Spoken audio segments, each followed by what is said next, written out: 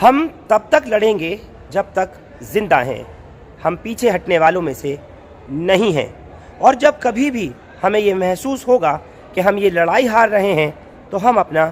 Suicide کر لیں گے۔ ہم پیچھے ہٹنے والوں میں سے نہیں ہیں اور ہم مولا علی کے چاہنے والے ہیں۔ یہ قول کسی اور کے نہیں بلکہ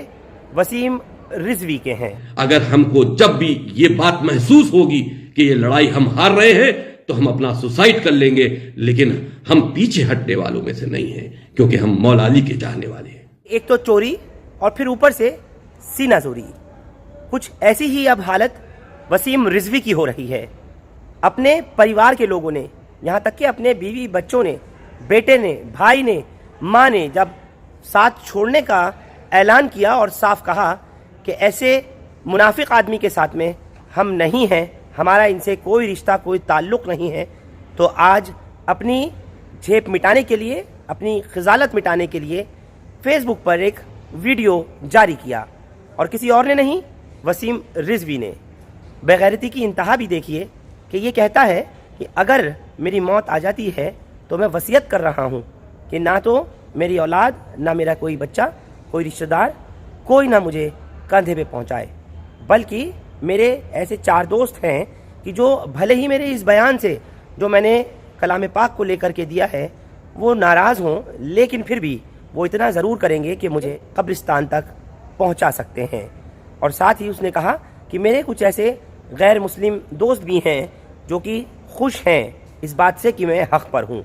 یعنی وہ بات جو کلام پاک سے 26 آیتوں کو لے کر وسیم رضوی نے سپریم کورٹ میں عرضی دائر کی ہے، اس پر اپنی جگہ آج بھی قائم اور کھڑا ہے۔ صاف کہہ رہا ہے اپنے ویڈیو میں کہ میں کسی طرح سے نہیں گھبرا رہا اور نہ ہی میں اس بات کی کوئی پرواہ کر رہا کہ میرے اپنے یا تمام عالم اسلام میں میری چوطرفہ مخالفت ہو رہی ہو، اس سے مجھے کوئی لینا دینا نہیں ہے۔ وہ کہتا ہے کہ میں اپنی جگہ قائم ہوں اور جو کچھ میں نے کیا اپنی جگہ حق پر کیا، میں اس بات پر فخر محسوس کرتا ہوں۔ بیوی، بھائی، بیٹے، بچوں اور تمام رشتہ داروں نے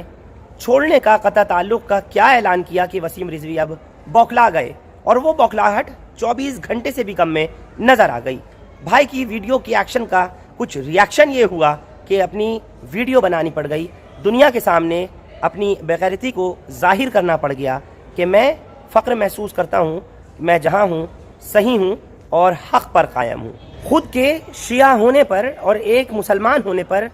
فخر کا اظہار کر رہے ہیں وسیم رضوی۔ اور دیکھیے تو صحیح کہ جہاں حضرت عثمان غنی ذی النورین کے علاوہ حضرت عمر اور حضرت ابوبکر صدیق کو کہہ رہے ہیں کہ انہوں نے اپنی مرضی کے مطابق کلام پاک میں ان تمام چیزوں کو شامل کیا، وہ اپنی مرضی سے کیا۔ آپ سوچ سکتے ہیں کہ ان کے بعد حضرت علی خلیفہ ہوئے اور پھر حضرت امام حسن، حضرت امام حسین کا بھی زمانہ تھا، جو خود کو اہل بیت سے کہہ رہے ہیں کہ ہمیں فخر ہے کہ میں ایک شیعہ ہوں، اور اس کے بعد اتنے بڑے بیانات دے دینا وہ بھی بالکل پوری طریقے سے منافقت کی، اور بلکہ میں کہوں گا کہ ایسے وہ لوگ جو کہ اسلام میں،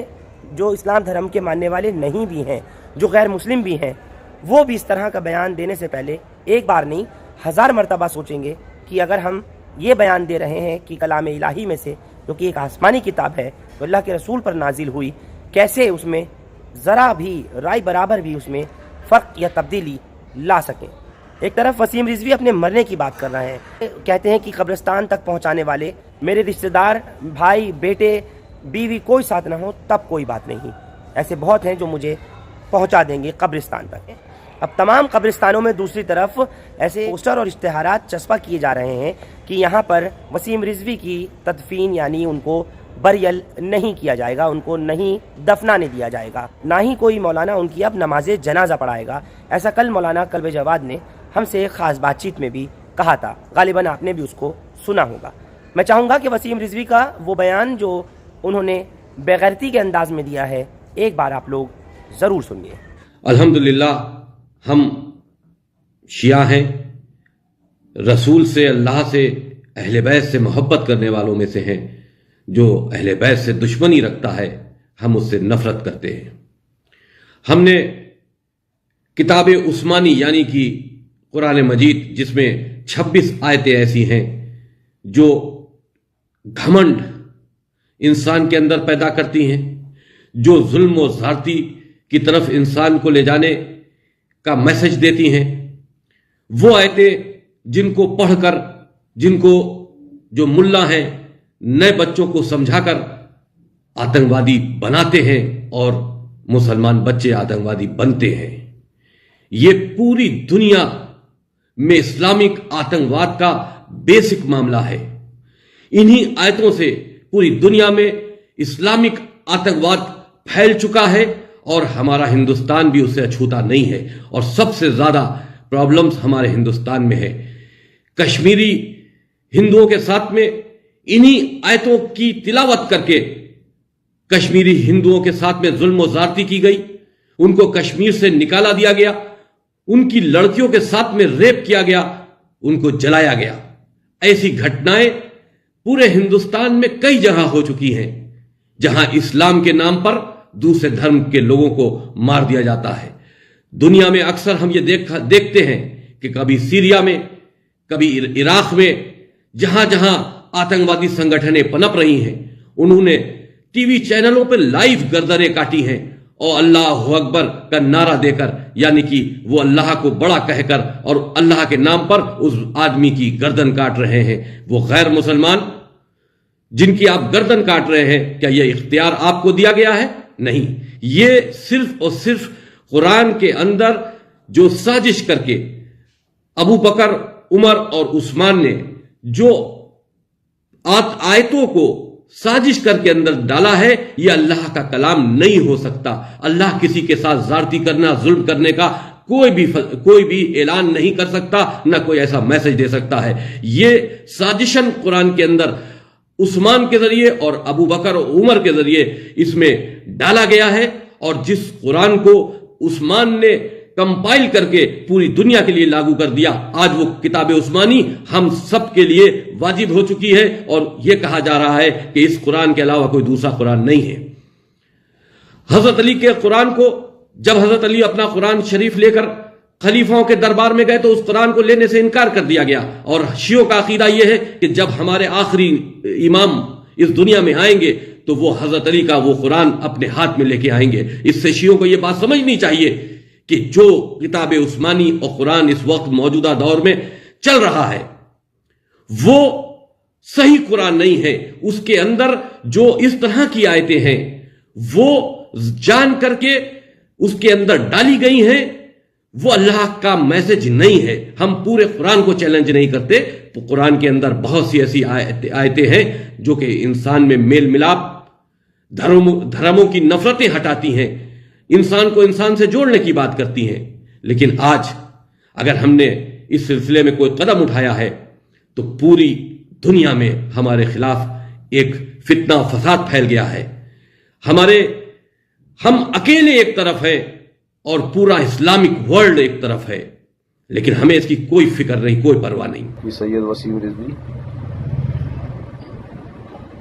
سے ہمارا کوئی تعلق نہیں ہے، میں ان کا بھائی ہوں چھوٹا،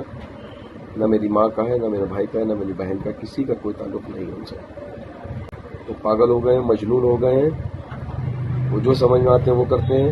نہ وہ نماز نہ روزہ کچھ کرتے نہیں، نہ ان کو دین نہ اسلام سے کوئی مطلب ہے، اس لیے وہ اس طرح کی باتیں بولتے ہیں۔ جو دین اور اسلام سے جڑا ہوتا ہے اس کے دل میں خوف ہوتا ہے، وہ اس طرح کی باتیں بول ہی نہیں سکتا، وہ کسی کے اشاروں پہ یہ سب باتیں بول رہے ہیں۔ ہمارے بھائی، ہمارے بیوی، ہمارے بچے، ہمارے رشتہ دار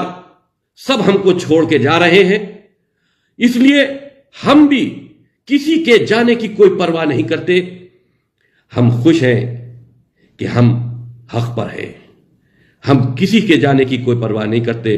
ہم وصیت بھی کرتے ہیں کہ جب بھی ہمارا انتقال ہو جائے تو میرے پاس 4 میرے ایسے دوست ہیں، ہو سکتا ہے وہ ہمارے اس معاملے قرآن شریف کے معاملے سے ہم سے سہمت نہ ہوں، لیکن وہ ہمارے ذاتی دوست ہیں جو ہم کو قبرستان تک پہنچا سکتے ہیں۔ اور دوسرے دھرم کے لوگ بھی ہیں جو ہم سے محبت کرتے ہیں، ہماری بات کو شابشی دیتے ہیں اور کہتے ہیں کہ کوئی آدمی حق بات کہہ رہا ہے، وہ لوگ بھی ہیں جو ہم کو قبرستان تک پہنچا دیں گے۔ ہم کو اپنے کسی بھائی کی، اپنے کسی لڑکے کی، اپنی کسی لڑکیوں کی، اپنے کسی بھی رشتہ دار کی کوئی ضرورت نہیں ہے کہ وہ ہمارے قبر میں قبر تک آئیں یا ہمارے لیے ہماری میت میں شامل ہوں. ہم اس لڑائی کو آخری دم تک لڑیں گے اور جب تک لڑیں گے جب تک ہم زندہ ہیں. اگر ہم کو جب بھی یہ بات محسوس ہوگی کہ یہ لڑائی ہم ہار رہے ہیں تو ہم اپنا سوسائڈ کر لیں گے, لیکن ہم پیچھے ہٹنے والوں میں سے نہیں ہیں کیونکہ ہم مولا علی کے چاہنے والے ہیں. تو سنا آپ نے اور دیکھی انتہا بےغیرتی کی, کس طرح کھلے طور پر ایک ایسا انسان جو اب لگتا ہے اپنی باتوں سے نظر آ رہا ہے کہ مجبور ہو چکا ہے, اندر سے ٹوٹ چکا ہے, لیکن اس بات کا اظہار کر رہا ہے کہ میں بہت مضبوط ہوں, میں دڑھ ہوں اور حق پر قائم ہوں. اپنی ان باتوں کو حق پر قائم ہونا کہتا ہے اور کہتا ہے کہ مجھے فخر ہے کہ میں ایک مسلمان ہوں, ایک شیعہ مسلمان ہوں. وہ شیعہ مسلمان کی جس کے لیے تمام شیعہ علماء اکرام, تمام فقہ اکرام صاف طور پر کہہ رہے ہیں کہ یہ ہم میں سے نہیں ہے. تمام سنی, تمام مفتیان اکرام کہہ رہے ہیں کہ یہ ہم میں سے نہیں ہے. یہاں تک کہ واجب القتل تک اس کے لیے کہا گیا. خارج اسلام کا لقب اب اس کے ساتھ جوڑا جانے لگا, لیکن پھر بھی اپنی بات پر قائم ہے. افسوس کہ یہ سمجھ لیتا قرآن کو تو شاید یہ سب نہیں کہتا جو کچھ کہہ رہا ہے. دلی کی شاہی جامع مسجد سے لے کر سپریم کورٹ تک 19 مارچ 2021 کو یعنی آنے والے شکروار کو ایک پروٹیسٹ مارچ کا اعلان مولانا کلب جواد کی طرف سے کل ہی کر دیا گیا تھا. وسیم رضوی کے خلاف ایک پروٹیسٹ مارچ نکالا جائے گا اور اس میں پورے طور پر یہ چاہیں گے تمام مظاہرین اور جتنے بھی مسلمان ہیں, تمام شیعہ سنی اور سبھی فرقوں کے, کہ وسیم رضوی کی اس یاچکا کو جو سپریم کورٹ میں دائر کی گئی ہے کورٹ کسی طرح ایکسیپٹ نہیں کرے, کیونکہ یہ مسلمانوں کے جذبات, ان کے سینٹیمنٹس کا, ان کے مذہب کا معاملہ ہے. اور ایک آسمانی کتاب کہ جس میں کچھ رتی بھر بھی بدلاؤ نہیں لایا جا سکتا, اس کو بدلنے کا, اس میں سے 6 آیتیں ہٹانے کا, ریموو کرنے کا سوال ہی پیدا نہیں ہوتا. اب دیکھنا یہ ہوگا کہ کیا سپریم کورٹ آف انڈیا تمام مسلمانوں کے جذبات, ان کے سینٹیمنٹس اور مذہبی کتاب ہولی قرآن کو لے کر کے یاچکا جو دائر کی گئی ہے اس کو ایکسیپٹ کرتی ہے یا نہیں, یا پھر اس کو ریجیکٹ کرتی ہے. اس بارے میں اب آنے والا وقت ہی طے کر سکے گا. آپ لوگ ہمارے ساتھ اس خاص پیشکش میں جڑے, آپ کا شکریہ. ہندوستان لائیو فرحان یحییٰ آپ لوگ یوٹیوب پر سبسکرائب کر سکتے ہیں اور کلک کر سکتے ہیں بیل آئیکن ہماری خبر کی پہلی نوٹیفیکیشن کے لیے. فیس بک پر ہمارا پیج ہندوستان لائیو فرحان یحییٰ فالو اور لائک کر سکتے ہیں. بہت بہت شکریہ ساتھ جڑنے کے لیے. Thank you for now.